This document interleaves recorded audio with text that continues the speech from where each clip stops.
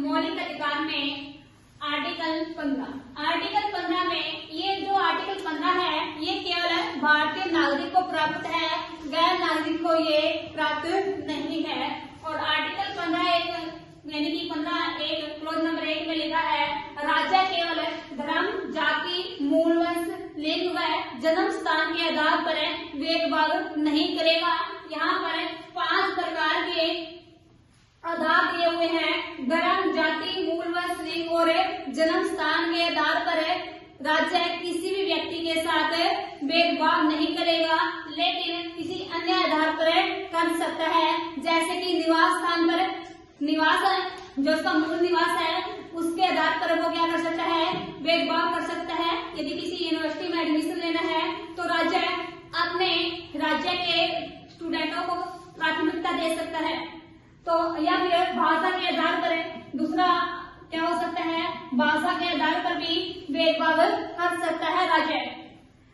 Article 15 के close number 2 में लिखा है कि राज्य तथा व्यक्ति दोनों को ये जो मना करता है, यानी कि भेदभाव ना तो कोई राज्य करेगा न ही किसी व्यक्ति के द्वारा आर्टिकल 15 के तहत भेदभाव किया जाएगा 5 आधारों पर। यानी कि 5 जो उपयुक्त आधार हैं इन पर किसी व्यक्ति को होटल, भोजनालय व मनोरंजन स्थलों पर प्रवेश में मनाही नहीं कर सकता। यदि कोई व्यक्ति पर्सनल व्यक्ति या निजी यदि किसी का भोजनालय है, होटल है या कोई भी मनोरंजन स्थल है तो वो व्यक्ति भी किसी व्यक्ति पर इन 5 आधारों में भेदभाव नहीं कर सकता, उसको प्रवेश देना पड़ेगा। और सार्वजनिक स्थल जैसे कि पार्क है, झील है या फिर कुआं है, सड़क है या पानी की टंकी है, इन सभी में प्रवेश से मनाही नहीं कर सकता राज्य की। तो ध्यान रखना 5 आधारों पर कौन कौन से, धर्म, जाति, मूल वंश, लिंग व जन्म स्थान के आधार पर ना तो कोई व्यक्ति भेदभाव कर सकता है और ना ही किसी राज्य के द्वारा भेदभाव किया जा सकता है। आर्टिकल 15 का क्लोज नंबर 3 कहता है कि राज्य स्त्रियों और बच्चों के लिए विशेष प्रावधान कर सकता है।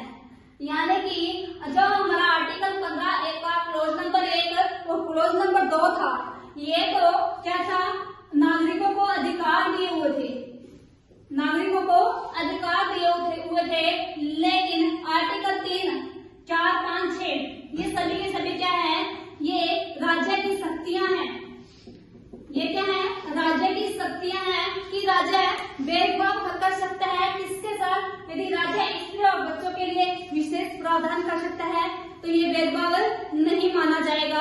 ऐसा नहीं है कि पुरुष कहे कि ये क्या है, भेदभाव है हमारे साथ, ये भेदभाव नहीं है, क्योंकि राज्य किसी स्थिति में स्त्री और बच्चों के लिए विशेष प्रावधान कर सकता है।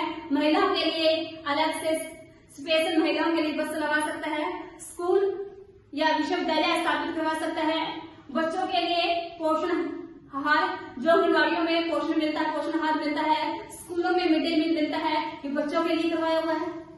तो इसका एग्जाम्पल जैसे गर्भवती स्त्रियों और बच्चों हेतु पोषण आहार कार्यक्रम सरकार के द्वारा चलाए जाते हैं, या फिर मातृत्व या प्रसूति अवकाश जो महिलाओं को दिए जाते हैं, ये आर्टिकल 15 के क्लोज नंबर 3 के तहत दिए जाते हैं। नेक्स्ट है आर्टिकल 15 का क्लोज नंबर 4, यानी कि सामाजिक या आर्थिक रूप से पिछड़े अनुसूचित जाति यानी कि एससी और अनुसूचित जनजाति यानी कि एसटी के लिए राज्य विशेष प्रावधान कर सकता है।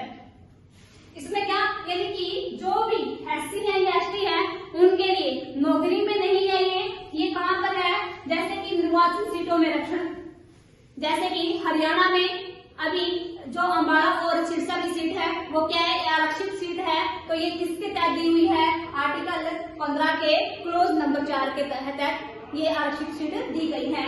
और सुलभ दरों में छूट, यानी कि एससी और एसटी है जो उनको सुलभ दर में भी क्या मिलती है, छूट मिलती है आर्टिकल के क्लोज नंबर 15 के क्लोज नंबर 4 में।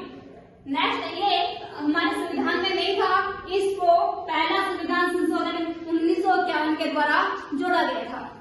नेक्स्ट है आर्टिकल 15 का क्लोज नंबर 5, इसमें क्या प्रावधान किए हुए हैं, ओबीसी, एससी और एसटी के लिए शैक्षणिक संस्थानों में प्रवेश में आरक्षण और सुलभ दर में आरक्षण, यानी कि किसी भी यदि किसी बच्चे को शैक्षणिक संस्थानों में किसी विश्वविद्यालय में प्रवेश करना है और प्रवेश के दौरान यदि कोई SC ST या OBC से अलग है, उसका जितने मार्क्स की आवश्यकता होती है उससे कम मार्क्स में OBC SC और ST में क्या मिलता है, आरक्षण मिलता है।